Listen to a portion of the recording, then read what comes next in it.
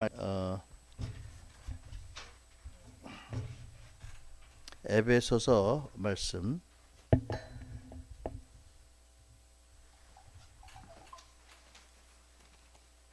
에베소 3장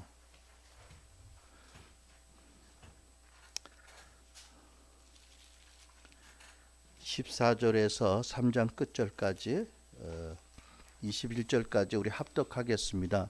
에베소서 3장 14절부터 시작.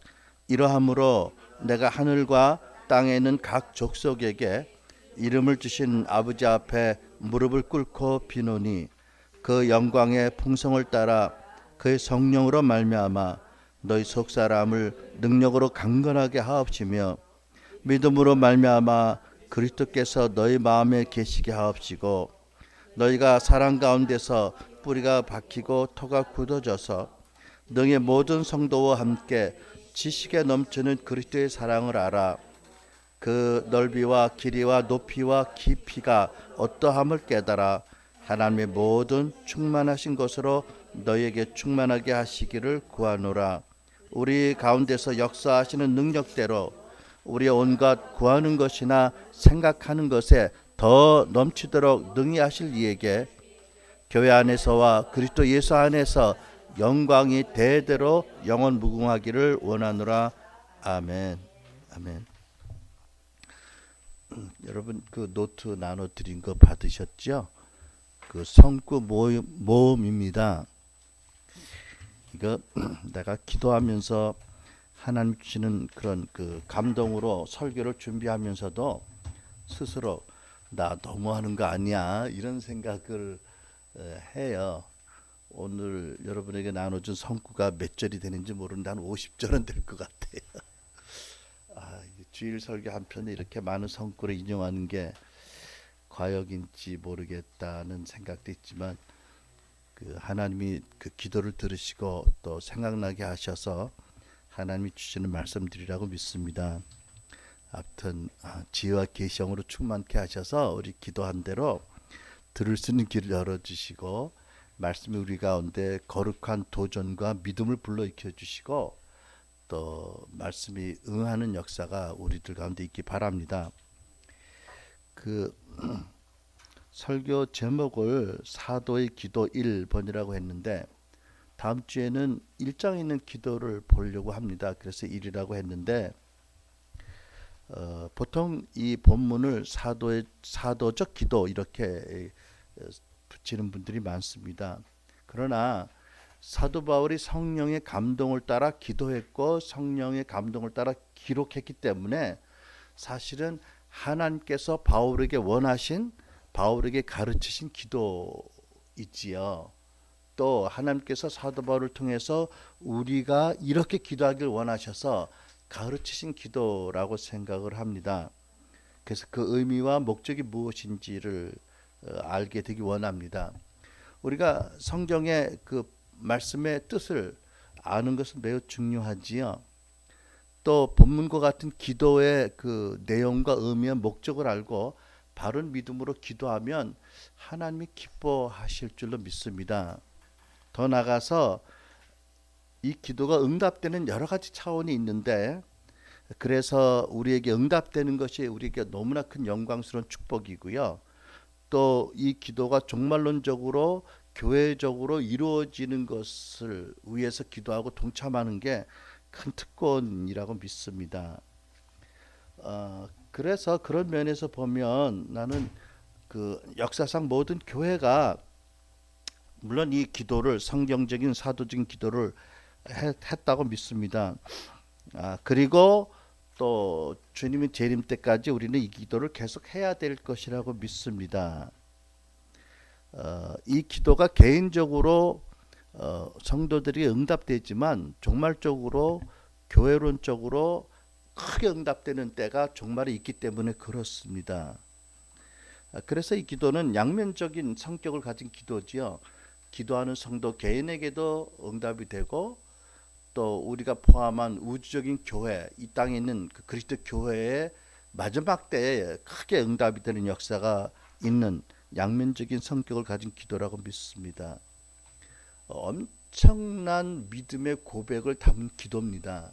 이 기도의 내용을 보면 어마어마한 창세로부터 종말까지 이르는 스케일을 가지고 믿음으로 기도한 기도입니다. 그래서 우리도 바로 알고 기도하고 응답을 경험하고 또 역사적인 응답의 마지막 완성을 보게 되기를 축복합니다.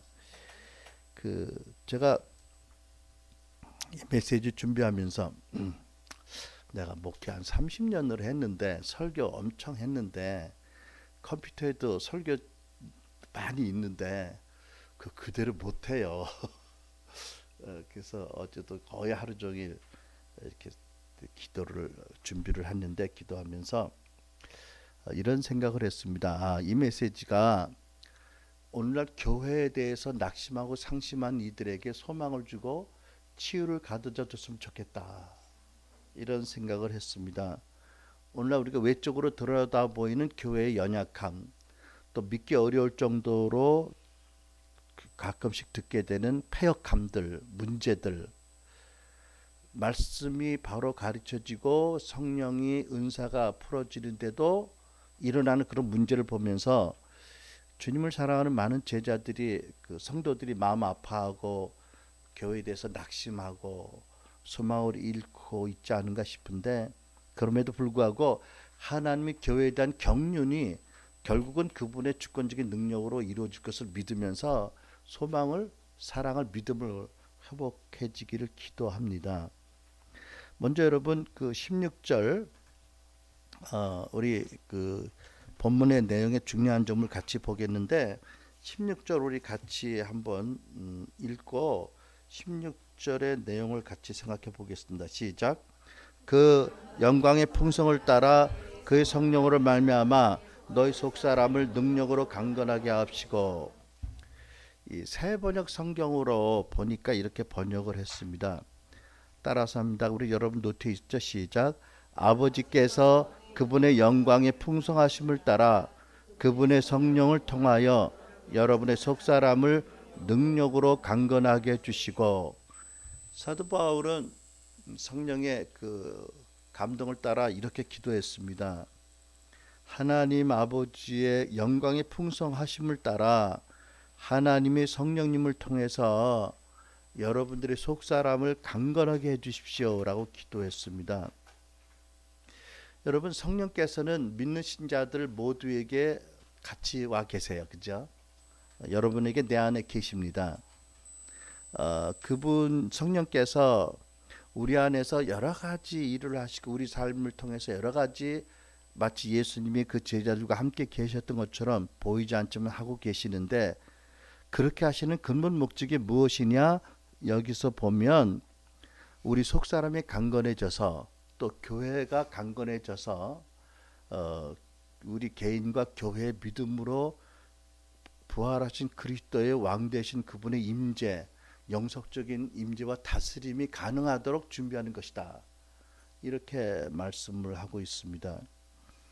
그러니까 교회론적으로 보면 라우디아의 교회 같은 교회들이 회개하고 말씀으로 새로워지고 믿음으로 강건해져서 왕 중의 왕이신 그리스도를 왕으로 다시 영접하고 그분의 주권에 복종하는 교회가 되게 한다. 이런 뜻이라고 믿습니다. 사도 바울은 디모데전서 1장 5절로 기독교 사역, 특히 교사 사역, 가르침의 사역의 목적에 대해서 이렇게 기록했습니다. 같이 읽습니다. 시작. 이 교훈의 목적은 청결한 마음과 선한 양심과 거짓이 없는 믿음에서 나오는 사랑이거늘. 그러니까 저와 여러분이 또 우리 교회에 속하면서 말씀을 들으면서 우리 마음이 깨끗해지고 우리 양심이 선하고 강건해지고 또 순종하는 거짓 없는 믿음이 더 자라고 이 모든 것에서 나오는 사랑이 없다면 헛것이다. 이렇게 우리는 가르침을 받습니다. 이 부분에서는 주로 성도 개인, 교회 구성원인 성도 개인에게 적용할 문을 먼저 생각해 보겠는데, 우리 속사람이라고 말하면 우리는 영과 혼 두 가지로 나눠서 봅니다. 그런데 우리의 영은 그 복음으로 인한 성령과 물로 인한 거듭남 중생과 값없이 주시는 구원과 하나님을 다스림을 받아들인데 문제가 없는데 즉각적으로 받아들인다고 보여지는데 우리의 혼은 마음은 하나님의 구원을 이해하고 하나님의 다스림을 받아들이는데 아주 더디게 점진적으로 받아들입니다. 그래서 사도 바울이 교회에게 너희들이 두렵고 떨림으로 구원을 어떻게 하라고요? 이루라고 하세요. 빌립보서 2장 12절 시작. 그러므로 나의 사랑하는 자들아 너희가 나 있을 때뿐 아니라 더욱 지금 나 없을 때에도 항상 복종하여 두렵고 떨림으로 너희 구원을 이루라. 이미 구원을 받았지만 동시에 중생은 구원을 이뤄나가는 출발입니다. 그렇죠? 그래서 하나님의 말씀과 성령의 다스리심을 복종해서 하나님을 경외하면서 너희 구원을 이루어야 된다라고 말씀합니다. 왜냐하면 우리 혼이 하나님의 구원을 이해하고 다스림을 받아들이는데 그렇게 적극적도 아니고요. 더디고 점진적이기 때문에 이 말씀이 필요한 겁니다. 여러분 우리 그 속사람 중에 특별히 혼의 영역이 하나님의 구원과 하나님의 다스리심을 받아들이는 과정은 마치 구약에서 하나님께서 아브라함에게 팔레스타인 땅을 약속의 땅으로 주겠다는 그 언약과 같습니다. 여러분 하나님은 거룩하셔서 거짓말을 못하시는 분, 할 수 없는 분, 전능하신 분입니다. 이런 하나님의 말씀이라면 사람의 말과 달라서 말씀이 주어진과 동시에 사실은 약속의 땅은 이스라엘에게 주어진 것과 다름이 없습니다. 그럼에도 불구하고 이스라엘 편에서 해야 될 일이 있기 때문에 약 400년이라는 역사가 소요되었고 전쟁을 치러서 많은 사람들이 죽었어야 되고 그러면서도 약속의 땅을 다 점령하지 못하고 오랫동안 가시와 아픔을 경험한 것을 우리가 잘 알 수가 있습니다. 물론 이스라엘 백성들이 더 하나님의 그 다스리심의 복종을 잘했다면 그 기간이 훨씬 단축이 되었겠지요. 어떤 이스라엘 백성들은 광야에서 40년 동안 말할 수 없는 하나님의 영광의 임재, 쉐카이나 영광을 기적을 날마다 경험했음에도 불구하고 약속의 땅을 멀리서 보기만 했고 들어가지 못했어요. 왜? 저들의 노예적인 근성, 우상 숭배에 그 숨어있는 근성들, 자기중심적 이기심 이런 것들이 하나님의 주권적인 역사에도 불구하고 하나님 뜻을 이루는데 걸림이 됐다는 거지요. 그러니까 우리 안에도 비슷한 것들이 있어요. 속사람. 그래서 성령께서 속사람을 강건케 하셔야 된다고 사도 바울이 기도했습니다. 그 우리 아들 조슈아 건호 여러분 되게 못 보셨지만 그 아이에 대한 그 간증이 아픈 간증과 또 영광스러운 간증이 있는데 그 저희들이 근본 원인은 그 아이가 하나님을 사랑하고 그 신학교도 졸업하고 전도사로 교회에서도 일을 하고 뭐 어떨 때는 운전하다가 하나님 찬양을 주셨다고 찬양도 적고 뭐 지나는데 개인 CD도 만들고 이러고 뭐 그 바이블 칼레지의 부흥을 위해서 뭐 블락 브라더스 피의 형제들을 조직을 해서 뭐 열 불같이 기도하고 뭐 셋이 모였는데도 그렇게 뜨겁게 기도했다고. 그래서 내가 야 도전된다 그랬는데 한 10년을 믿음을 거부하고 방황하고 거칠게 또 하나님 따라 살았거든요. 근데 어쨌든 교회 성도들이 기도하고 가족들이 기도해서 어느 날 드디어 이 친구가 이제 그 크리스천 카운슬러를 만나서 상담 받으려고 심할 때는 우울증 약도 먹었거든요. 근데 그때는 정신과 의사도 만나고 카운슬러 같이 만났는데 이제 많이 좋아져서 회복되는 과정 가운데 작년에 뭐 5월 달쯤인가 생각되는데 이런 사건이 일어난 거예요. 카운슬링을 받으러 가서 사무실에 갔는데 그 조그마한 방에 개인 의자가 두 개 있고 뭐 책상 하나 있고 조그마한 방에 앉아서 상담을 받으려고 기도합시다 하고 기도했는데 문득 그 주님이 오신 거예요. 주님이 정원사의 복장 아르유가 붙은 작업복을 입으시고 양손에 그 장갑, 두꺼운 가죽 장갑, 자국 장갑을 끼시고 전지 가위를 들고 오셔서 이렇게 말씀하시더라는 거죠. 세 가지 중요한 장면인데 그 중에 하나만 시간 관계에서 소개하면, 좌시아 내가 너에게 퓨리티 거룩함과 위스덤 지혜 그리고 맨후드 남성성을 주겠다. 그러나 내가 이것들을 너희 것으로 하기 위해서는 네가 거쳐야 될 싸움이 있다고 하셨어요. 이런 싸움이 우리에게 다 있습니다. 그렇죠. 하나님이 주시지만 우리 것으로 만들기 위한 과정 가운데 우리가 해야 될 몫이 있어요. 속 사람이 강건하게 되는데 시간과 과정이 필요하다는 거지요. 여러분 생각해 보면 성령께서 누구를 쓰셔서 우리에게 복음을 듣게 하셨습니다. 교회를 가든지 전도자를 듣든지 라디오를 통해서 복음을 듣고 믿게 하셨어요. 그래서 하나님이 자녀로 거듭나게 하시고 우리에게 인쳐 주셨습니다. 에베소 1장 말씀. 그리고 우리가 예수 그리스도 영접한 순간 성령님이 오셔서 우리가 함께 계시고 떠나지 않으시면서 항상 함께 계시면서 여러 가지 방법으로 말씀을 가르쳐서 깨닫게 하시고 더 믿게 하시고 하나님 더 알게 하시고 또 하나님께 의탁하게 하셨습니다. 그리고 우리에게 믿음, 사랑, 소망 가운데 자라게 하십니다. 또 우리에게 기도를 가르치시고 기도를 인도하시고 부담을 주시고 또 기도할 수 있는 시간과 힘 주시고 기도의 언어를 주시고 또 기도를 응답하면서 하나님의 선하심과 능력을 경험하게 하십니다.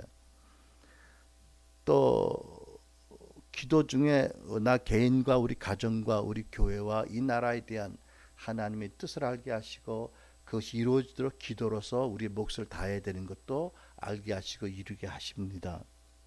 또 성령께서 우리를 교회로 속하게 인도하시고 교회의 지도와 돌봄을 받으며 연합과 섬김을 배우시게 하시고 질서와 권위에 대해서도 순종하도록 우리를 훈련하십니다. 다양한 방법으로 우리를 격려하세요. 그렇죠? 또 우리의 가는 인생의 길을 일일이 인도해 주십니다. 또 주 예수 그리스도의 말씀을 생각나게 하시고 주 예수의 영광을 계속해서 우리에게 계시하십니다. 또 우리에게 상황적인 기름 부으심 은사를 주셔서 초자연적인 능력이 우리를 통해서 나타나고 그것으로 하나님 나라와 교회를 섬기게 하십니다. 또 우리에게 성령의 열매를 맺게 하셔서 그리스도의 마음을 더 닮아가게 하시지요. 근데 이것을 위해서 특별히 본문의 말씀처럼 믿는 자의 속사람을 강건하게 하도록 많은 일을 또 하세요. 여러분 우리 교회에서 이 메시지 들으신 분도 있고 아직 안 들으신 분도 있지만 성령께서는 하나님의 말씀의 빛을 비추셔서 우리 마음 안에 있는 것 중에서 돌 같은 부분을 드러내시고 회개와 용서와 또 보혈과 십자가의 못박음과 부활의 능력을 구하게 하심으로 우리 마음을 부드럽게 하세요. 에스겔서의 말씀 11장 19절 시작. 내가 그들에게 한 마음을 주고 그 속에 새 영을 주며 그 몸에서 돌 같은 마음을 제거하고 살처럼 부드러운 마음을 주며, 그 몸에서 돌 같은 돌덩어리를 제하는 게 아니고 그렇게 수술이 필요한 사람도 있지만 하나님의 일단 관심은 우리의 육신적인 기질 안에 있는 특별히 돌같이 단단한 마음들을 주께서 또 변화시켜 주시겠다 이렇게 말씀합니다. 또 에스겔 36장 26절에도 시작. 또 새 영을 너희 속에 두고 새 마음을 너에게 주되 너 육신에서 굳은 마음을 제거하고 부드러운 마음을 줄 것이며. 우리의 그 마음속에 돌 같은 것들이 많으면 하나님의 임재도 안 느껴지고 말씀도 안 들리고 아무 감각도 없고 또 성도 간의 교제도 안 되고 다른 사람과 대화와 정상적인 관계가 안 되는 거예요. 하나님 관계를 포함해서. 또 우리 안에 숨어있는 쓴뿌리를 드러내시고 치유하시고 우리와 우리 관계들을 회복하십니다. 히브리 12장 15절 시작. 여러분은 하나님의 은혜에서 떨어져 나가는 사람이 아무도 없도록 주의하십시오. 또 쓴뿌리가 돋아나서 괴롭게 하고 그것으로 많은 사람이 더러워지는 일이 없도록 주의하십시오. 쓴뿌리는 대개 우리가 성장기에 우리 육신의 부모님을 판단해서 부모 공경의 말씀을 어기고 비판과 판단하지 말라는 말씀을 어기고 신문대로 거둔다는 말씀이 적용되어서 결혼한 다음에 쓴뿌리가 있어서 자기도 죄를 짓고 괴로울 뿐 아니라 자기 아내나 남편을 나도 모르는 사이에 쓴뿌리의 능력으로 내가 그렇게 싫어했던 아버지나 어머니와 같은 사람들로 만드는데 강력한 동기를 부여한다는 것입니다. 또 우리가 성령님 안에서 이렇게 잠잠히 또 은혜를 구할 때 우리가 기억하지 못한 잊어버린 과거의 죄들도 또 필요한 경우에 드러내게 하시고 말씀의 빛으로 드러내게 하시죠. 그래서 그 죄로 인한 죄책은 예수의 보혈로 씻어주시고 그 죄로 한 묶음을 기름 부으심으로 끊어주시고 죄로 인해서 계속 거두어들인 나쁜 열매는 십자가로 말미암아 좋은 열매로 바뀌도록 성령님 역사하시지요. 예를 들면 하나님이 도무지 하려고 말씀하신 맹세들을 한 죄라든지 또는 비판하지 말고 정죄하고 판단하지 말라고 하셨는데 그것을 어긴 죄라든지 또는 부모 공경의 계명을 어긴 죄들이라든지 우상을 숭배하고 또는 나도 모르게 악신을 섬겼던 죄라든지 이런 죄를 기억나게 하시고 필요한 경우에 기억나게 하시고 다루시고 그 저주를 끊어주십니다. 또 우리가 거듭나기 전에 또는 우리가 성숙한 크리스찬이 되기 전에 우리 안에 형성된 많은 악한 기질과 습성이 있습니다. 누구에게 무시당하거나 누구에게 조그만큼 공격을 당하면 몇 배로 보복하고 싶어하는, 말은 안 하지만 이 복수 심리, 복수의 기질들, 보복의 습성들, 악한 반응하는 시스템들, 또 그릇된 세계관, 잘못된 가치관, 자기에 대한 잘못된 인식 이런 것들을 고쳐주시지요. 특별히 거의 모든 사람들의 마음에 깊이 자로잡고 있는 자기 중심적인 기질, 자기 중심적인 이기심, 사고방식들을 드러내고 고쳐주십니다. 이것들이 해결되지 않으면 에베소 5장에 성령 충만을 말씀하신 맨 밑에 21절 그리스도를 경외함으로 피차 복종하라는 말씀이 이루어질 수가 없습니다. 여러분 오늘날 가정에서 교회에서 이 세대에서 문제되는 게 뭐예요? 서로 존중하지 않고 서로 복종하지 않는 것입니다.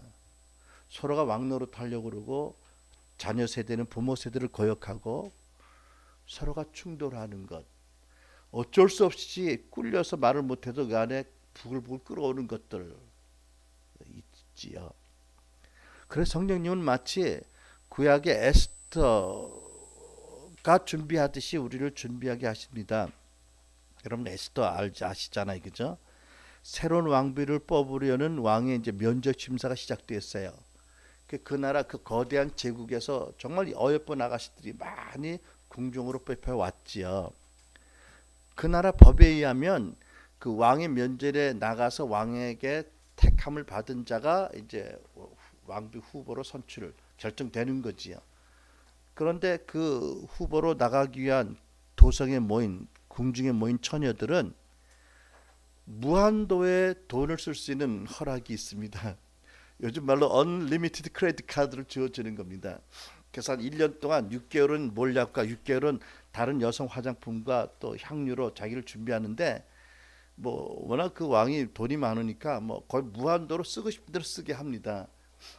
그 많은 사람 중에 딱 한 사람 선택받고 나머지는 이제 기구하고 비참한 운명을 살아야 되니까 그 1년 동안만큼은 뭐 무한도의 그 돈을 쓰게 하는데 좋을까요, 여러분들? 네. 그러니까 얼마나 왕에게 이쁨 받으려고 얼마나 뭐 날마다 마사지 받을 거고 뭐 얼마나 뭐 패드도 뭐로 해요? 얼굴도 하고 뭐 하지 않겠어요? 옛날에 할 수 있으면 성형수술도 다 받았을 거예요, 그죠? 돈은 무한하니까 1년 동안 기한이 있고. 근데 에스더는 어떻게 했죠? 에스더는요 다른 처녀들 같이 안 했어요. 에스더는 왕을 가장 잘 아는 측근 내시 헤게라는 사람에게 은혜를 받았어요. 그게 하나님의 은혜지요. 헤게가 에스더에게 좋은 충고를 해준 것입니다. 왕이 좋아하는 향수는 어떤 것이고 왕이 좋아하는 색깔은 무엇이고 왕은 어떤 것을 보는 사람이고를 잘 가르쳐 준 거예요. 에스더는 돈 안 쓰고요. 남들처럼 안 하고요. 이 사람의 말만 듣고 준비했어요. 결국 왕의 마음이 꼭 들었고 사랑받고 왕비가 되었잖아요. 그죠? 그러니까 성령께서 우리에게 그렇게 하신다고 믿습니다. 특별히 우리 속사람을 강건하게 준비시키셔요. 그래서 우리 왕 중의 왕이시고 우리의 구세주시지만 어떻게 보면 우리 삶에 아직도 주가 되지 못하셨던 주 예수님이 우리 믿음을 보시고 오실 수 있도록 특히 우리 속사람을 준비시켜 주시지요. 자, 17절 우리 두 번째 기도의 포인트를 봅니다. 같이 읽습니다. 시작. 믿음으로 말미암아 그리스도께서 너희 마음에 계시게 하옵시고, 공동 개정 같이 읽습니다. 그리고 아버지께서 여러분의 믿음을 보시고 그리스도로 하여금 여러분의 마음속에 들어가 사실 수 있게 하여 주시기를 빕니다. 앰플리케이션 바이블을 보니까 예수님께서 너희의 믿음으로 말미암아 실제적으로 너의 마음 안에 영구적으로 거처를 정하고 거하시게 하시라, 이렇게 기도했다고 이렇게 풀어 설명을 합니다. 그러니까 이 말씀은 여러분, 불신자가 복음을 듣고 불신앙을 회개하고 예수를 믿고 영접하는 차원하고는 다른 차원입니다. 그렇죠? 이미 성도들의 속사물이 강건하도록 기도했으니까 이 사람은 다 이미 거듭난 지 된 사람들이거든요. 그러니까 이들에게 다시 예수를 구주와 구주로 영접하라는 것도 아닙니다. 구세주로. 이렇게 사실은 예수님이 우리의 왕과 구세주이신데도 구세주로 세이비어로 그분을 믿고 거듭났지만 그분이 우리의 삶에 진정한 왕으로 영접하지 못한 많은 크리스찬들에게 왕 중의 왕으로 네 안에서 오셔서 다스리게 하라는 차원에서 영접하라고 하신 말씀인지 믿습니다. 그러니까 이 말씀을 우리가 이해하려면 계시록의 그 3장 14절로 22절 라우디아 교회에 관한 말씀을 보면 좀 더 이해하기가 쉬울 것입니다. 그 계시록 3장 20절 시작. 벌지어다 내가 문 밖에 서서 두드리노니 누구든지 내 음성을 듣고 문을 열면 내가 그에게로 들어가 그로 더불어 먹고 그는 나로 더불어 먹으리라. 이 말씀에서 함께 먹는다는 것은 완전한 친밀감, 연합을 의미합니다. 근데 예수님 지금 어디에 문을 두드리세요? 교회 문을 두드리고 계십니다. 왜 두드리세요? 안 열어주니까 문을 닫고, 예수님을 입장을 허락을 안 하니까 문을 두드리잖아요. 그죠? 그러니까 라우디아 교회는 주님의 교회입니다. 그러니까 주님이 편지를 보내셨잖아요. 그 교회에. 그럼에도 불구하고 주님의 왕되심을 허락하지 않았습니다. 자기들의 만든 법규와 전통을 따라서 자기들의 의결 방식으로 교회를 운영했고요. 주님 없이 자기들의 것, 육신적인 것, 세상적인 것으로 넘치게 만족했기 때문에 주님이 문을 강하게 두드리시는 소리도 안 들리는 거예요. 하나님 보시기에 그 교회는 눈이 멀었고 보지 못하고 귀도 못 듣고 곤고하고 가련하고 벌거벗고 가난했지만 스스로는 정반대로 우리는 부족함이 없다, 너무 감사하다라고 자족하며 주님을 허락지 않았습니다.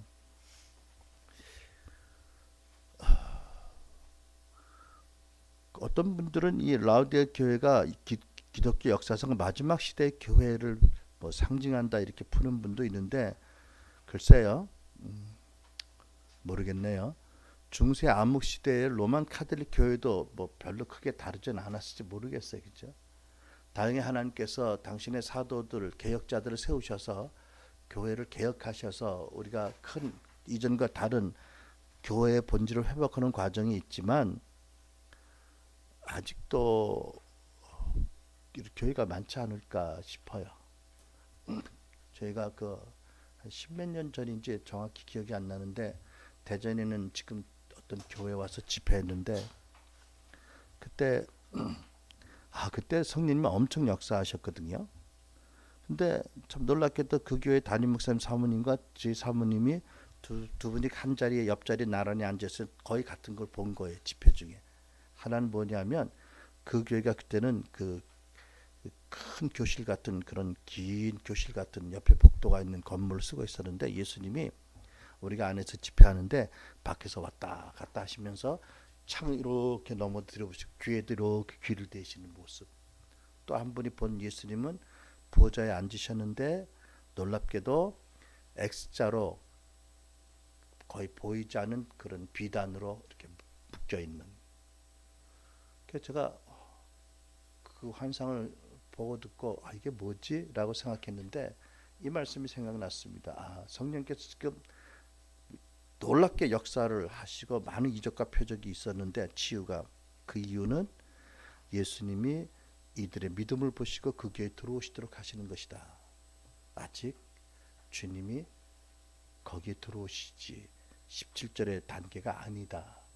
그렇게 하게 하신다라고 믿어졌습니다. 부활하신 그리스도께서 속사람이 강건해지고 그래서 좀 거짓 없는 믿음으로 주 예수께서 교회와 성도 개인에게 인격적으로 영속적으로 임하셔서 다스리면 과연 어떤 일들이 일어날까? 나는 사도행전에서 보는 교회와 초대교회 성도들과 같이 될 거라고 믿습니다. 여러분, 우리가 똑같은 사람들이지만 그 전에 복음서에서 보면 이 예수님의 제자들을 비롯해 사람들이 육신으로 오신 예수님을 가까이 바로 옆에서 모시고 있었지만 주님의 십자가와 부활하신 이후에 사도행전의 교회의 모습과는 전혀 달랐습니다. 그렇죠? 달랐습니다. 주님으로부터 제자 훈련을 받았고 사랑과 은혜를 받았고 때로 파송 나가서 병 고치고 귀신 쫓고 영혼들을 복음으로 구원했지만 여전히 주님이 원하시는 성숙한 단계는 아니었습니다. 그러니까 가끔 모이면 다투지요. 왜 다퉈요? 우리 중에 누가 제일이냐. 자기 중심적인 이기심으로 서로 다툽니다. 또 예수님을 모시고 가는 자기 일행을 동리 사람들이 환영하지 않는다고 흥분해서 분을 내고 미쳤어요. 하나님, 우리가 하늘에서 불을 내려 저들을 태워 죽이자고, 그들을 구원하러 오신 메시아한테 저들을 태워 죽이자고 흥분한 모습이 제자들, 사도들이었거든요. 또 대제사장의 하인들이 와서 예수님을 체포하니까 거의 다 예수님 보고 도망갔어요. 이 모습은 결코 믿음으로 말미암아 주 예수를 영접한 차원이 아니지요. 물론 주님이 아직 시기적으로 육신으로 같이 계셨긴 했지만, 그러나 이 똑같은 사람들이 주의 십자가의 사건을 목격하고 주의 부활을 직접 목격하고 또 오순절 이후에 성령이 오신 다음에 달라졌습니다. 나는 성령께서 예수님이 계실 때에도 꾸준히 저들의 속사람을 준비하셨지만 오순절 강림절이 오셔서 임하시고 급속하게 저들의 속사람을 강건케 하시고 믿음으로 주님을, 부활하신 주님을 영접하도록 하셨다고 믿습니다. 그래서 성경은 이렇게 기록하죠. 사도행전 2장 40절로 47절 시작. 베드로는 이 밖에도 많은 말로 증언하고 잘못된 세대로부터 구원을 받으라고 그들에게 권하였다. 그의 말을 받아들인 사람들은 세례를 받았다. 이렇게 해서 그날 신도의 수가 약 3,000명이나 늘어났다. 그들은 사도들의 가르침에 몰두하며 서로 사귀는 일과 함께 음식을 먹는 일과 기도에 힘썼다. 사도들을 통하여 기이한 일과 표적이 많이 일어났다. 그리하여 모든 사람에게 두려운 마음이 생겼다. 믿는 사람은 모두 함께 지내면서 모든 것을 공동으로 소유하고 재산과 소유물을 팔아서 모든 사람에게 필요한 대로 나누어 가졌다. 그리고 날마다 한 마음으로 성전에 열심히 모이고 집마다 빵을 떼면서 순수한 마음으로 기쁘게 음식을 먹고 하나님을 찬양하였다. 그래서 그들은 모든 사람들에게서 호감을 샀다.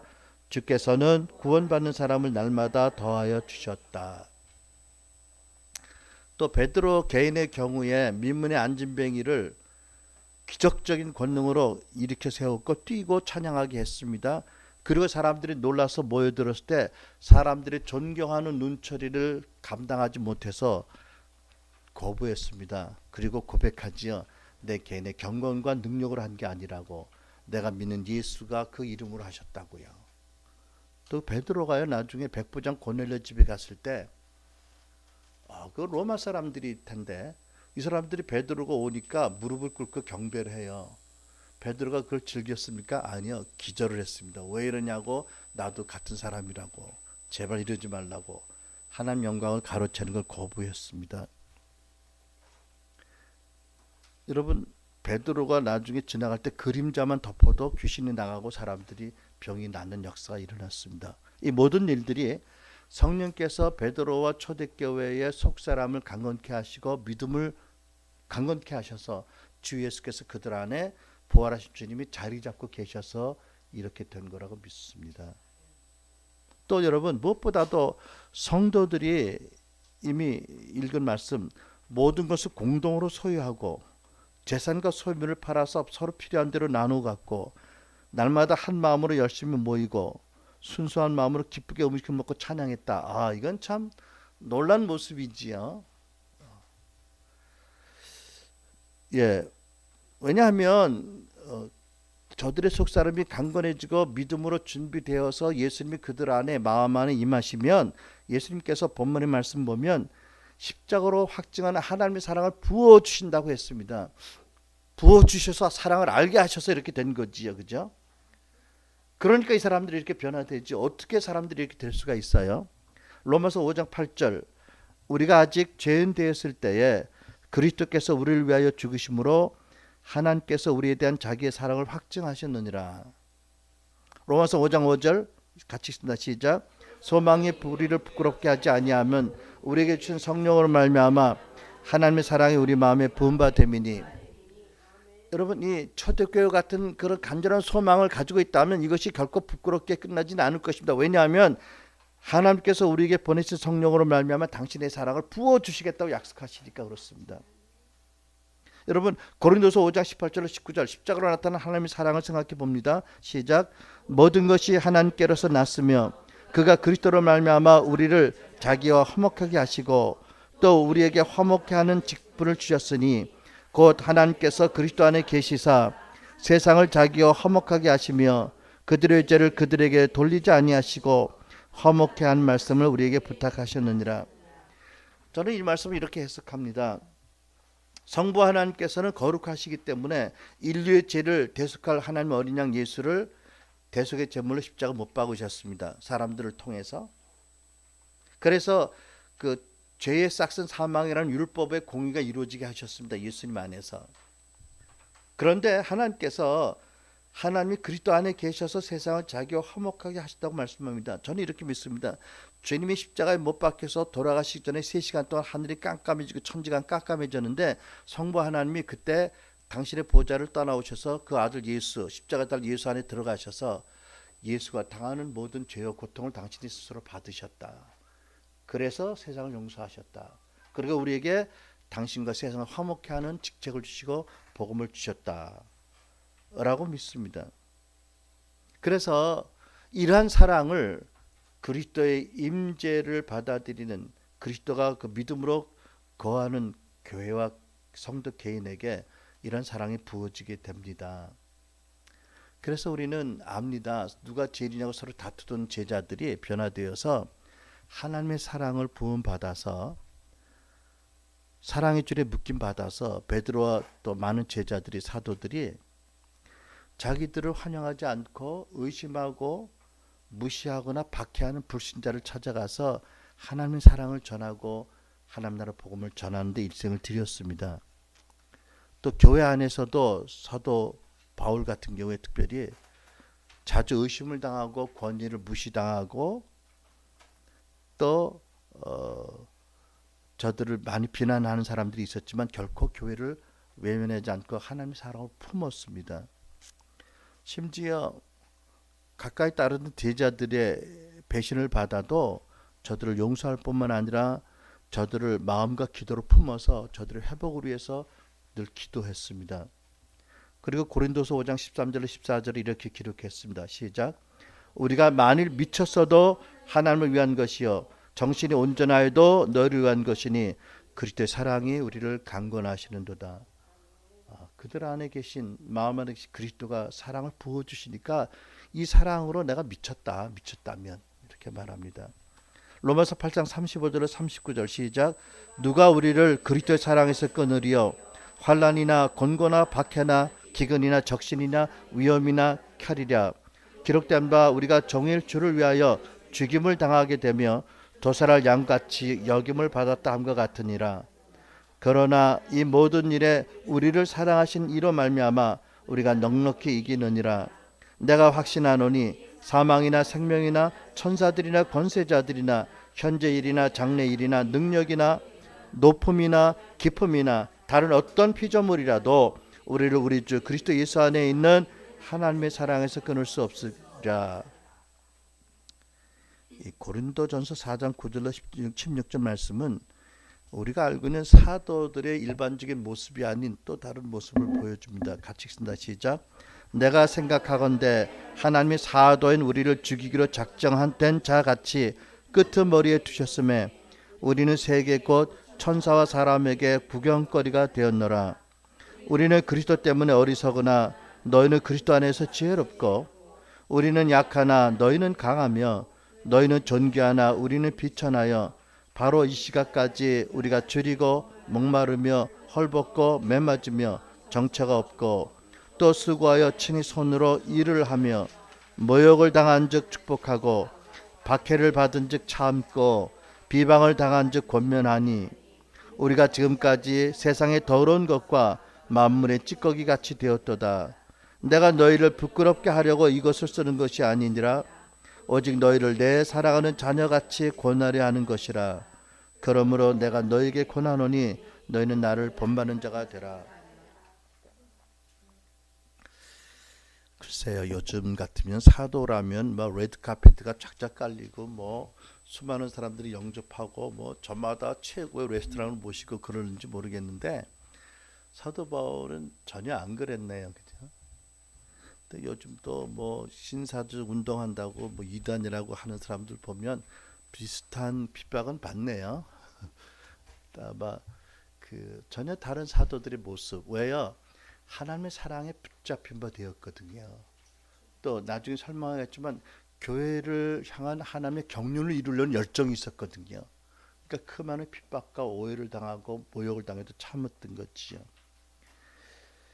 하나님께서는 나와 여러분도 우리 속 사람이 강건해져서 우리 믿음을 보시고 주 예수의 임재가 우리 안에 현현이 계속 나타날 때 그리스도로 말미암아 사랑을 계시 받아서 그 사랑의 강건함을 받아서 그 사랑을 성도들과 함께 나눌 뿐 아니라 그 사랑을 전혀 모르고 하나님을 능욕하는 자들에게도 나누기를 간절히 원하신 줄 믿습니다. 그래서 18절로 이렇게 말씀하죠. 시작. 모든 성도와 함께 그리스도의 사랑의 넓이와 길이와 높이와 깊이가 어떠함을 깨달을 수 있게 되도록 기도했습니다. 세 번째 우리가 17절 다시 봅니다. 중반절 19절 중반절까지 시작. 너희가 사랑 가운데서 뿌리가 박히고 터가 굳어져서 능히 모든 성도와 함께 지식에 넘치는 그리스도의 사랑을 알아 그 넓이와 길이와 높이와 깊이가 어떠함을 깨달아. 전대인의 성경은 그리고 라고 사도 바울의 다음 기도 제목이라고 소개합니다. 여러분이 사랑의 뿌리를 받고 기반을 다져 모든 성도들과 함께 헤아릴 수 없는 그리스도의 사랑의 폭과 길이와 높이와 깊이를 깨달아 알고 이렇게 말씀합니다.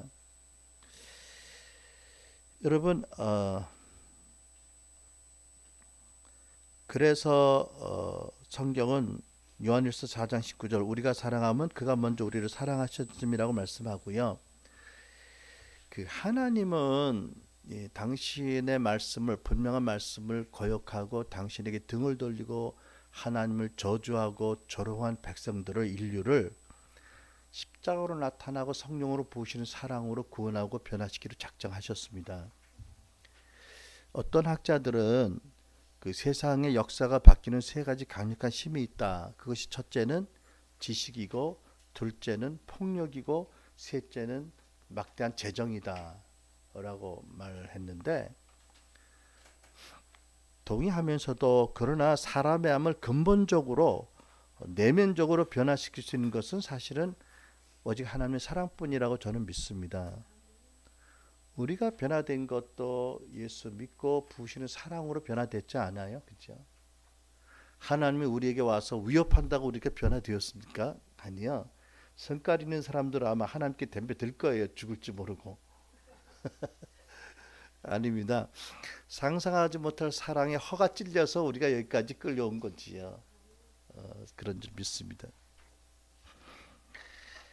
하나님은 그 불경건하고 당신 앞에 거역적이고 이기적인 사람들이 변화를 받아서 하나님을 사랑하고 서로 사랑하도록 십자가로 말미암아 사랑을 확증하시고 성령을 보내신 것입니다. 그래서 사도 바울이 디모데전서 1장 3절로 7절 이렇게 기록했습니다. 시작. 내가 마게도냐로 갈 때에 너를 권하여 에베소에 머물러 한 것은 어떤 사람들을 명하여 다른 교훈을 가르치지 말며 신하와 끝없는 족보에 몰두하지 말게 하려 함이라. 이런 것은 믿음 안에 있는 하나님의 경륜을 이름보다 도리어 변론을 내는 것이라. 이 교훈의 목적은 청결한 마음과 선한 양심과 거짓이 없는 믿음에서 나오는 사랑이거늘 사람들이 이에서 벗어나 헛된 말에 쓸데없는 토론에 빠져 율법의 선생이 되려 하나 자기가 말하는 것이나 자기가 확증하는 것도 깨닫지 못하는도다. 실상은 자기들이 무엇을 말하고 있는지 무엇을 주장하고 있는지도 깨닫지 못합니다. 오늘날에도 적용될 수 있는 말씀이지요. 무엇보다도 우리 안에 정말 청결한 마음이 커지고 선한 양심이 세워지고 거짓 없이 순종하는 믿음으로 우리가 무장되고 거기서 나오는 사랑의 열매가 있어야 된다. 이런 것들을 강조하지 않고 다른 교훈들을 가리켜서 사람들을 혼란시키지 말아라. 저는 그렇게 경고하셨다고 믿습니다. 그런데 사도 바울은 성령께서 우리가 어떻게 하면 그리스도의 사랑을 경험하게 된다고 말씀하지요. 본문에 보면 첫째, 나무로 비유하면 사랑의 토양에 뿌리를 내려야 사랑의 열매를 맺는다고 말씀하세요. 건축하는 집으로 비유하면 사랑의 터 위에 집을 세울 때 사랑이 채워진다라고 말씀하는 거지요. 무슨 뜻이냐면 우리가 말씀에 순종해서 하나님 사랑이시고 사랑하지 않은 자는 하나님 사랑하지 않는 것이다. 우리 하나님 먼저 우리를 사랑하셨기에 우리가 서로 사랑해야 된다는 말씀을 받아들이고 물론 자신을 포함해서 사람들을 사랑하려고 결정하고 노력하면 분명한 대답이 있지요. 사랑이 되나요? 아니요. 사랑은 우리에게 속한 것이 아니라고 말씀합니다. 사랑은 먼저 하나님께 있었고 우리에게 주어진 겁니다. 거듭난 크리스찬 우리가 지금 초대교회 같이 성도들 서로 사랑할 수 있나요? 아니요. 부끄럽지만 못해요. 그럼에도 불구하고 말씀에 순종해서 하려고 하면 다음 단계가 열리는 거지요. 어떤 거지요? 우리가 잘 믿는 줄 알았는데, 우리가 성숙한 줄 알았는데 내가 굉장히 이기적이고 내가 사랑이 없다. 그런데도 하나님 날 사랑하시고 나에게 사랑하라고 명하신다. 어떻게 해요? 회개해야지요. 우리의 헐거벗은 무슨 라오디아 교회 같은 모습을 보고 회개하지요. 애통해야지요. 그리고 하나님께 나아가지요. 하나님 사랑을 주십시오. 사랑할 수 있는 능력을 주십시오. 라고 기도하면 하나님 마치 그때를 기다렸다시피 그때부터 사랑을 부어주시지요. 이 과정이 지나는 거지요. 여러분 시편 51편 10절 시작. 하나님께서 구하시는 제사는 상한 심령이라 하나님이여 상하고 통회하는 마음을 주께서 멸시하지 아니하시리이다. 요한일서 4장 19절 시작. 우리가 사랑함은 그가 먼저 우리를 사랑하였음이라. 그럴 때 하나님이 십자가의 계시를 열어주시지요. 더블 메시지입니다. 첫째, 인류가 내가 얼마나 사악했으면 하나님께서도 전지전능한 그분께서도 다른 방법을 못 찾고 당신의 독생자를 십자가를 못 박으셔야 했을까. 둘째, 그렇게 사악하고 타락했지만 그럼에도 불구하고 하나님이 그 아들을 희생시킬 만큼 나를 사랑하신다는 이 더블 메시지가 계시가 되는 거지요. 그럴 때 우리는 비로소 내가 주님을 믿고 따르는 것이 내 인생의 성공과 축복을 받기 위해서가 아니고 남들이 나를 인정해주고 남들이 나를 존경해주기 때문에 그런 것이 아니라 그 감당하지 못한 사랑을 받았기 때문에 그 사랑에 매여서 그 사랑을 증거하려고 헌신한다. 나의 나된 것은 오직 하나님 은혜라고 고백하게 될 줄로 믿습니다. 그럴 때 비로소 본문에서 말씀하신 지식에 넘치는 그리스도의 사랑이 어떤 건지를 알기 시작하는 거지요. 그 밥 존스라는 선지자가 있습니다.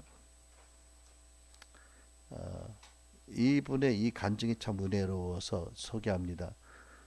한번 천국 보좌 앞에 들려갔는데 주님께서 이렇게 물으시더래요.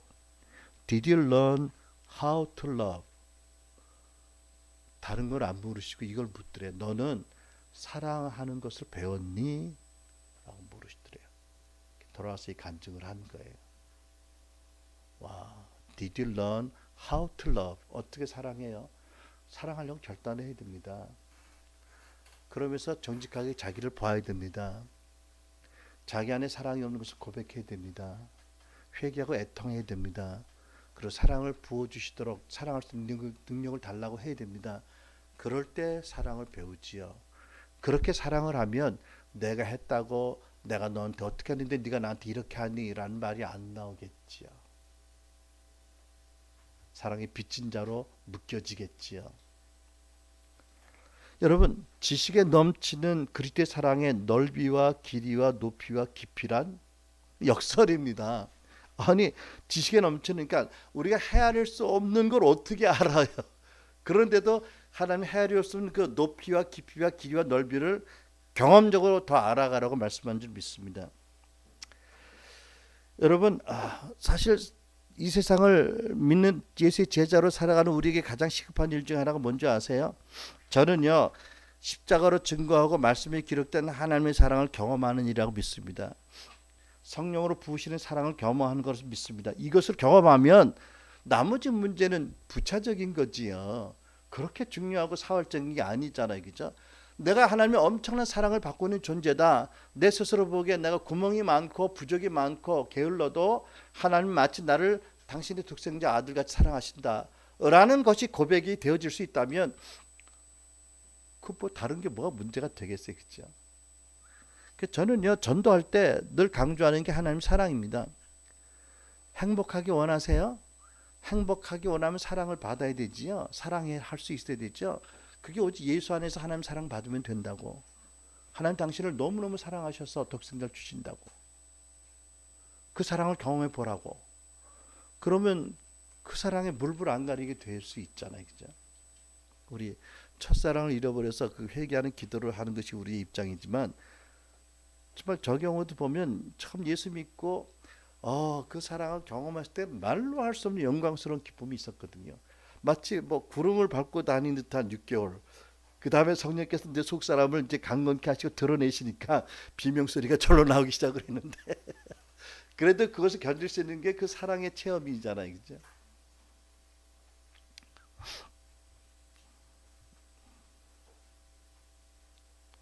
얘가 왜 꺼지지? 그만하라는 건가 오늘 여기까지만? 그만해도 될 것 같기도 한데 그래도 하죠. 지난주에도 1시간 반 했는데 거기까지는 안 가겠죠. 자, 여러분, 우리가 그리스도의 사랑의 넓이라고 말한다면 계시록 7장 말씀 우리가 보면서 이해할 수 있게 바랍니다. 시작. 2일 후에 내가 보니 각 나라와 족속과 백성과 방언에서 아무라도 능히 셀 수 없는 큰 무리가 흰옷을 입고 손에 종려가지를 들고 보좌 앞과 어린 양 앞에 서서 큰 소리로 외쳐 가로되 구원하심이 보좌에 앉으신 우리 하나님과 어린 양에게 있도다. 여러분, 하나님의 그리스도의 사랑의 넓이를 어떻게 아실까요? 제가 전에 우리 어느 찬양 경배 그 가사 자막 띄울 때 보니까 예수님의 그 동상 같은 모습, 팔을 벌리고 있는 모습을 봤어요. 여러분 기억하시죠? 제가 그걸 보면서 생각했습니다. 저게 그리스도의 사랑의 넓이구나. 이렇게 양팔을 벌리고 계셔서 이 세상을 다 안으시겠다는 거지요. 우리 사랑하는 남편과 아내를 앉으면 이렇게 앉잖아, 그죠? 이렇게 앉는 사람 없지. 그리스도를 이렇게 안으시더라고요. 온 나라 백성 방언들을 다 동일한 사랑으로 안으시는. 천국 가면 정말 컬러풀할 거예요, 그죠? 까만 사람, 하얀 사람, 노란 사람, 뭐 까무잡잡한 사람, 각양 방언과 각양의 모양의 각 세대 사람들이 다 모이니까 얼마나 리얼 바라이티가, 헤븐리 바라이티가 있을 거 아니에요, 그죠? 그걸 보면 하나님의 사랑의 넓이가 얼마나 클지를 우리가 짐작을 할 줄 믿습니다. 두 번째, 그리스도의 사랑의 길이, 여러분 시간적인 길이를 말하는 거지요. 에레미야 31장 3절 말씀 시작. 나 여호와가 옛적에 이스라엘에게 나타나 이르기를 내가 무궁한 사랑으로 너희를 사랑한 거로 인자함으로 너를 인도하였도다. 성경을 통해서 우리가 아는 것은 이것입니다. 삼일째 하나님께서 창세전에 회의를 하셨습니다. 하나님께서는 삼일째 하나님은 루시퍼 천사장의 타락도 아시고 아담의 타락, 인간의 타락, 그 후에 되어질 모든 일을 다 아셨어요. 성자 하나님께서 자원해서 구원받을 인류를 위해서 성육신 하셔서 십자가 피 흘려 대속의 제물로 죽으실 것을 자원하셨습니다. 성령 하나님 그 예수 그리스도의 복음을 믿는 사람들을 역사하셔서 저들을 거듭나게 하시고 인치시고 구원을 이루게 하시고 교회를 이루도록 할 것을 말씀하셨습니다. 성부 하나님 어떻게 하셨어요? 성자 하나님의 말씀과 성령 하나님의 말씀을 들으시고 구원받고 인침받을 모든 사람들에게 당신의 자녀가 되는 권세와 영광과 하늘에 신령한 모든 복을 주겠다고 결정하셨습니다. 그러니까 우리 구원이, 십자가의 구원이, 예수 그리스도의 구원이 갑자기 아담의 타락으로부터 필요가 생겨서 결정된 게 아니라는 겁니다. 창세 이전에 이미 하나님이 전지전능하심을 아시고 계획하셨어요. 사랑으로요. 그러니까 우리가 구원받은 것이 이 영혼부터 시작되고 영혼까지 흘러가는 사랑을 위해서 구원받았다는 것을 알게 됩니다. 우리가 담당할 몫이 있었지만 그것을 근본적으로 가능케 하는 것은 하나님의 영원 전부터 시작된 계획과 사랑입니다. 그래서 우리가 압니다. 이 구원이 나의 어떤 자격과 공로로 좋은 것도 아니고 앞으로 내게 일어날 어떤 일로 인해 취소될 것도 아니다. 영원 전부터 시작된 하나님의 사랑의 길이는 영원까지 계속될 것이기 때문에, 그래서 우리가 그 사랑 안에서 누가 우리를 꺼내내리요라는 사도 바울의 고백에 아멘하는 것입니다. 영원부터 시작된 영원까지 지속되는 사랑의 길입니다. 그리스도의 사랑의 깊이요. 빌립보 2장 5절로 11절 말씀 같이 읽습니다. 시작. 그리스도 예수는 하나님과 본질이 같은 분이셨지만 굳이 하나님과 동등한 존재가 되려 하지 않으시고 오히려 당신의 것을 다 내어놓고 종의 신분을 취하셔서 우리와 똑같은 인간이 되셨습니다. 이렇게 인간의 모습으로 나타나 당신 자신을 낮추셔서 죽기까지, 아니 십자가에 달려서 죽기까지 순종하셨습니다. 그러므로 하나님께서도 그분을 높이 올리시고 모든 이름 위에 뛰어난 이름을 주셨습니다. 그래서 하늘과 땅 위와 땅 아래에 있는 모든 것이 예수의 이름을 받들어 무릎을 꿇고 모두가 입을 모아 예수 그리스도가 주님이시라 찬미하며 하나님 아버지를 찬양하게 되었습니다. 이 말씀 무슨 뜻이죠? 그리스도의 사랑의 깊이, 하늘 보좌로부터 이 땅에 내려오신 깊이지요. 더 나가서 사도신경 영어 번역을 보면 부활하신 그리스도가 지옥에 가셨다 이런 내용이 있는데, 그 외경에 있는 내용인 줄 아는데 거기서 하실 일이 있어서 우리가 성경을 보면 서신서에서 우리가 배우게 되는데, 거기 지옥까지 내려가셨다. 하늘 보좌에서 이 땅에 내려오셨고 지옥까지 가셨다. 거기서 복음을 선포하셨다라는 말씀이 있습니다. 신비지요. 이게 하나님의 사랑의 깊이인 거지요. 하늘 영광 가장 높은 보좌에서 이 땅, 그리고 저 지옥까지 우리를 사랑하셔서 그리스도가 가셨다. 왜? 우리를 사랑하셔서 하나님이 이렇게 모든 일을 계획하시고 섭리하시고 이루셨다. 그런데 예수께서 이렇게 지옥 밑까지 가셔서 증거하신 사랑, 그 사랑을 받는 대상들이 어떤 사람들이었습니까? 로마서 3장 10절로 18절 시작. 악인은 없나니 하나도 없으며 깨닫는 자도 없고 하나님을 찾는 자도 없고 다 치우쳐 한 가지로 무익하게 되고 선을 행하는 자도 없나니 하나도 없도다. 저희 목구멍은 열린 무덤이요 그 혀로는 속임을 베풀며 그 입술에는 독사의 독이 있고 그 입에는 저주와 악독이 가득하고 그 발은 피 흘리는 데 빠른지라 파멸과 고생이 그 길에 있어 평강의 길을 알지 못하였고 저희 눈앞에 하나님을 두려움이 없느니라. 여기 문 조금 열어놔도 돼요? 너무 더우면. 여러분 사랑받을 만한 존재가 전혀 아니라는 거지요. 가증한 존재라는 거지요. 그 가증한데도 하나님의 그 놀라운 사랑이 깊이는 천국 보좌에서 이 땅에 지옥까지 깊다고 말씀합니다. 네 번째, 그리스도의 사랑의 높이가 무엇을 뜻할까요? 사도 바울은 이 높이라는 표현으로 하나님의 궁극적인 목적을 알게 합니다. 요한일서 3장 1절로 2절 시작.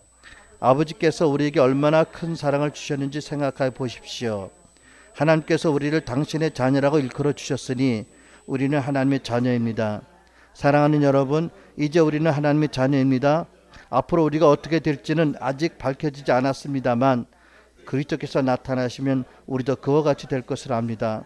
그때 우리가 그를 참모습 그대로 뵙게 될 것이기 때문입니다. 여러분,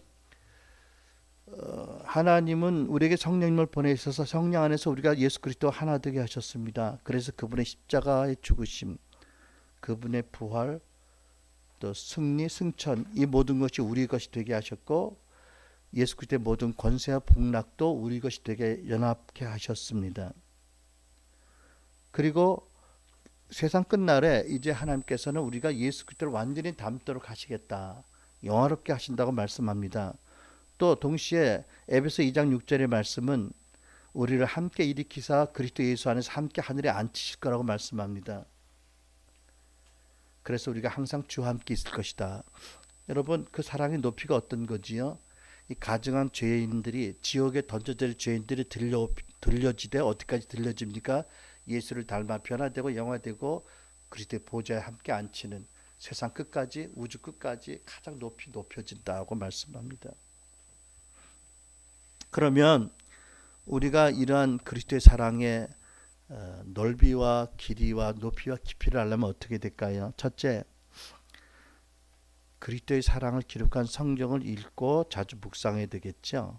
두 번째, 꼭 필요한 것은 로마서 5장 5절처럼 성령님 우리 각 사람의 마음에 부으신 하나님의 사랑을 구하고 사랑을 달라고 기도하고 믿으면서 우리의 마음을 열어서 그분을 환영해야 됩니다.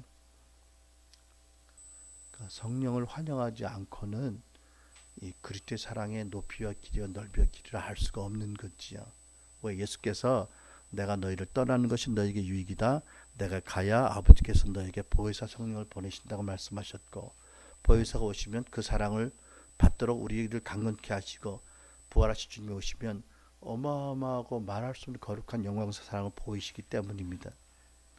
그 사랑을 경험하면 아까도 얘기했지만 갖가지 사단의 유혹과 위협에서 생기는 불안과 불신앙과 염려와 사랑의 결핍 증세가 해결될 줄로 믿습니다. 그러니까 오늘날 교회 우리의 가장 큰 문제는 이 에베소서의 말씀하고 성경이 말씀하는 그리스도의 사랑을 잘 모른다는 것에 있지요. 여러분, 고기잡이였던 평범한 어부 야고보 등이 위대한 사도가 된 것은 무엇 때문에? 주의 부르심에 순종해서 그 사랑을 받았기 때문이지요.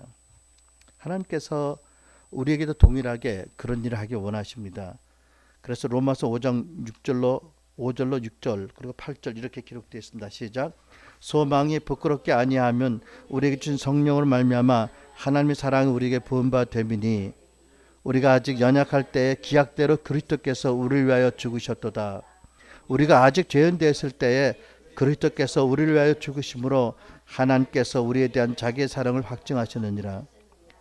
네, 하나님이 우리에 대한 당신의 사랑을 십자가의 독생자를 못 박음으로 확증하셨고 성령으로 그 사랑을 경험하고 체험하도록 누리도록 부어주신다.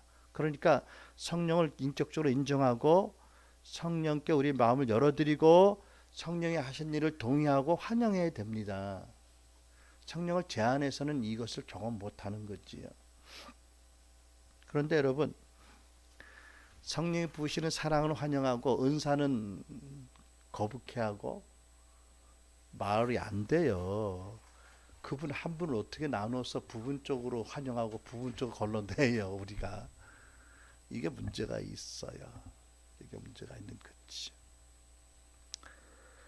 자, 마지막 포인트, 네 번째 기도의 포인트 19절 하반절 같이 시작. 하나님의 모든 충만하신 것으로 너에게 충만하게 하시기를 구하노라.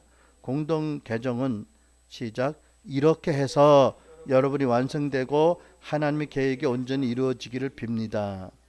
자, 여러분, 성령께서 우리 안에 일하시는 목적은 속사람을 강건케 하고 믿음을 준비해서 예수께서 우리의 믿음을 보시고 우리 안에 거하시는 거지요.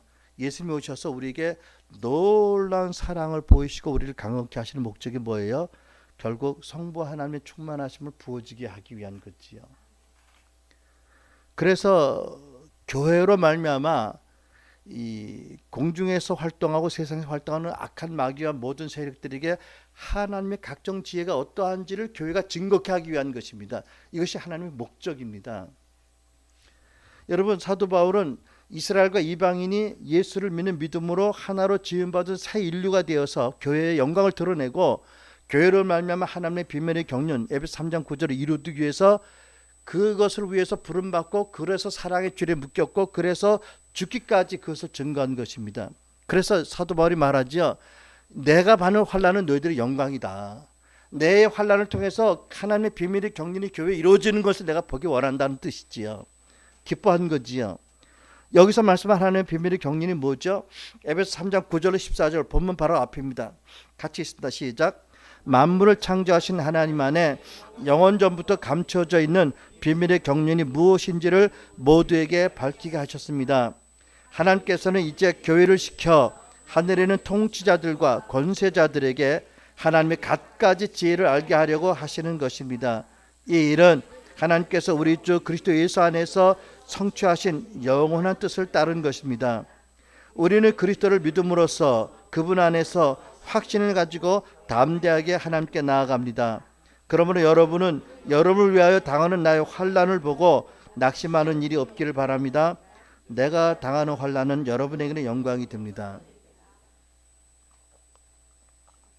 여러분, 하나님께서는 만물을 그리스도의 발 아래 복종케 하시고 그리스도를 교회의 머리로 주셔서 결국 교회로 말미암아 아담에게 주신 통치 사명을 이루기 원하셨습니다.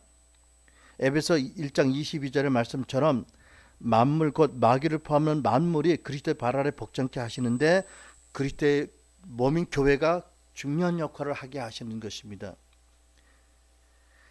에베소 1장 20절 23절 시작. 하나님께서는 그 능력을 떨치시어 그리스도를 죽은 자들 가운데서 다시 살려내시고 하늘나라에 불러 올리셔서 당신의 오른편에 앉히시고 권세와 세력과 능력과 주권의 여러 천신들을 지배하게 하시고 또 현세와 내세 모든 권력자들 위에 올려놓으셨습니다. 하나님께서는 만물을 그리스도의 발 아래 굴복시키셨으며 그분을 교회의 머리로 삼으셔서 모든 것을 지배하게 하셨습니다. 교회는 그리스도의 몸이며 만물을 완성하시는 분의 계획이 그 안에서 온전히 이루어집니다. 공동번역 성경입니다. 또 우리가 사도행전 3장 19절로 21절을 보면 무엇을 알 수 있습니까? 하나님의 완전한 뜻이 예수님의 재림으로 완전히 완성되지만 재림 전에 먼저 만유가 이 땅이 회복되고 만물이 회복되게 돼야 되고 그것을 위해서 교회가 중요한 사명을 가지고 있다는 것을 말씀합니다. 사도행전 3장 19절로 21절 시작. 그러니 여러분을 회개하고 하나님께 돌아오시어 그러면 하나님께서 여러분의 죄를 깨끗이 씻어주실 것이며 여러분은 주께서 마련하신 위로의 때를 맞이하게 될 것입니다. 그때 주께서는 여러분을 위하여 미리 정하신 그리스도를 보내주실 것입니다. 예수가 곧 그분이십니다. 예수께서는 만물을 새롭게 하시는 그 때가 오기까지 하늘에 계셔야 합니다. 이것은 하나님께서 오래전부터 당신의 거룩한 예언자들의 입을 빌려 말씀하신 대로입니다. 여러분, 분명히 말씀하지요. 성경은 예수님 재림 전에 교회를 통해서 성령님과 교회는 만물을 새롭게 하는 일을 해야 된다.